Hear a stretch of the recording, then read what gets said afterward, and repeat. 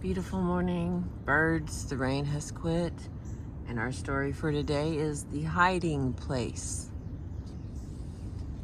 Once upon a time, there was a lovely young princess whose charms attracted suitors from all over the realm. She wanted none of the young men who came seeking her hand, however. Perhaps no one, even in this fantastic kingdom, could live up to the ideal she envisioned.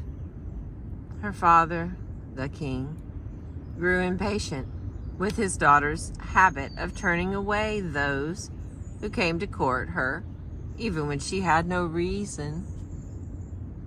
The clever princess decided on a plan that would at once satisfy her father and herself.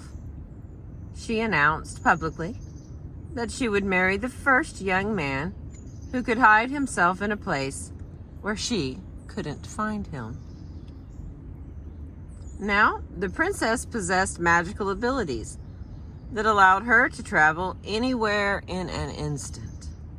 She could use her magic to track down anyone who undertook the challenge. Many came, and all of them failed to find a hidden place where the princess couldn't find them. From the ocean depths to the tops of mountains they hid, but none remained successfully concealed. One day, an eager young knight, Sir Wakamono, was riding along the main highway, headed for the castle and his chance to win the hand of the princess.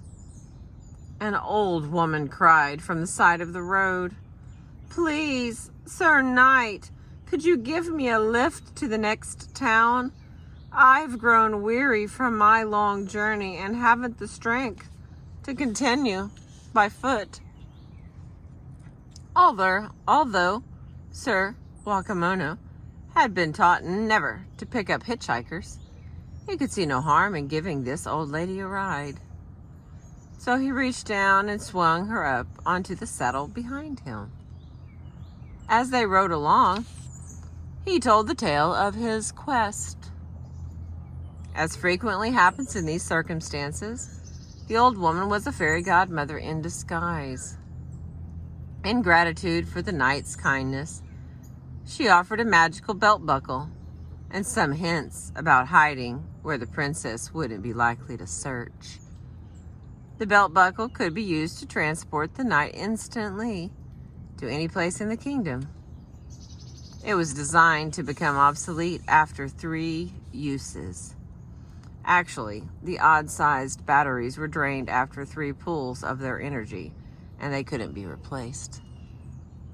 The next day, Knight Wakamono presented himself at court and undertook the set task of concealing himself where the princess couldn't find him.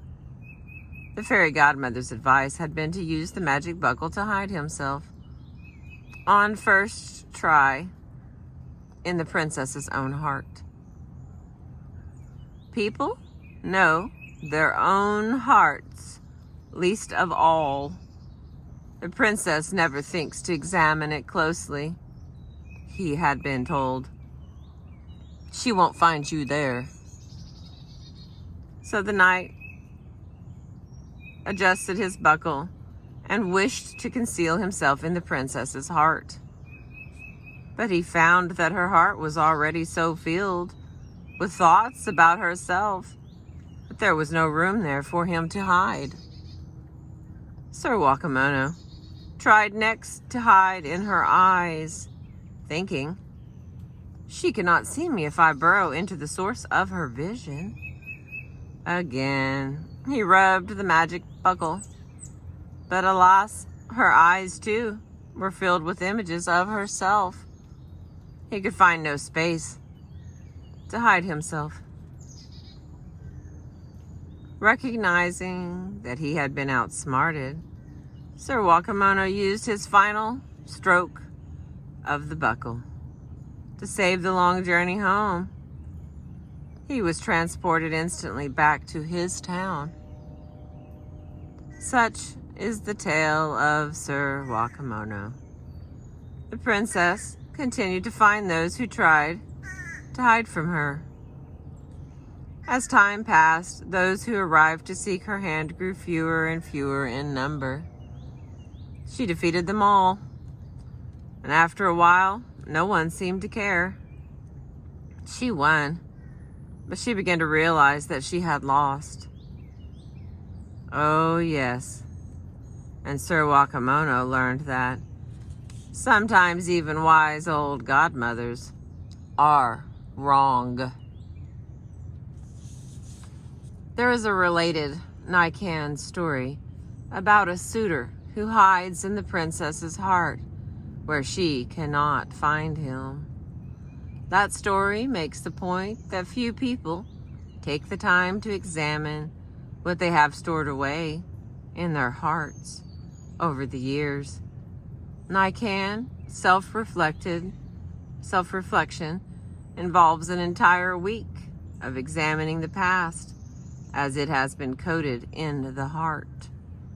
The story here adds reflections on self-centeredness, the source of seeing, winning and losing, and expectations about the infallibility of wisdom, among others. Thank you for listening. I appreciate you.